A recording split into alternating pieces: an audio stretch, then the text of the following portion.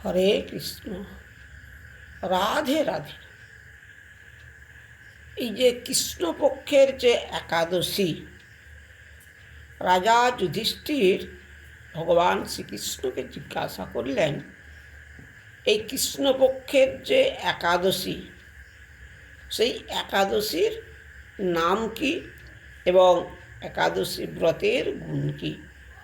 স্বয়ং ভগবান শ্রীকৃষ্ণ বলছেন রাজা যুধিষ্ঠিরকে, এই কৃষ্ণপক্ষের যে একাদশী, এই একাদশীর নাম বরুথিনী একাদশী।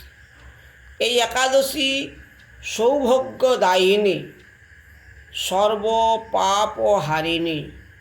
এই একাদশী ব্রত করলে সৌভাগ্যের উদয় হয় এবং শত জনমের যত পাপ আছে একাদশী ব্রতের গুণে সব পাপ দূরে চলে যাবে। স্বয়ং রাজা ধুন্ধুমার এবং মান্ধাতা দুইজন এই একাদশী ব্রত করে স্বর্গবাস করেছিলেন। এই একাদশী ব্রতের এমন মহিমা, ব্রতের মধ্যে শ্রেষ্ঠ একাদশী ব্রত। কেন না স্বয়ং ভগবানের বার্তা এটা। আবার এটিকে বলা হয় হরিবাসর তিথি।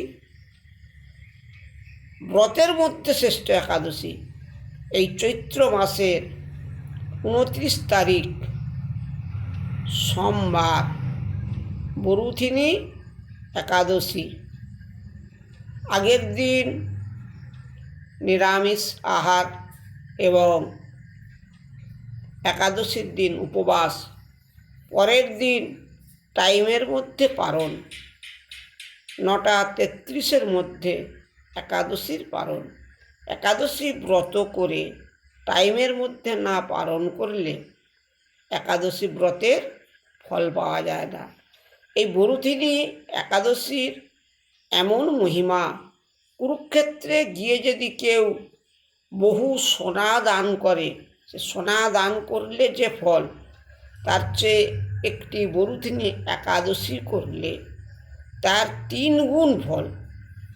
তাই আমাদের তো প্রত্যেকের কর্তব্য একাদশী ব্রত পালন করতে হবে। একাদশী ব্রতের শ্রেষ্ঠ, এর ঊর্ধ্বে আর কোনো ব্রত নাই। কেন না একাদশীর এমন মহিমা কি বলবো আমি, আমার পক্ষে একাদশীর মহিমা বর্ণনা করে শেষ করতে পারবে না।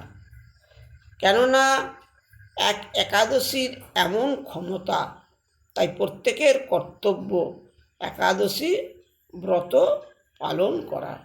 হরে কৃষ্ণ, রাধে রাধে।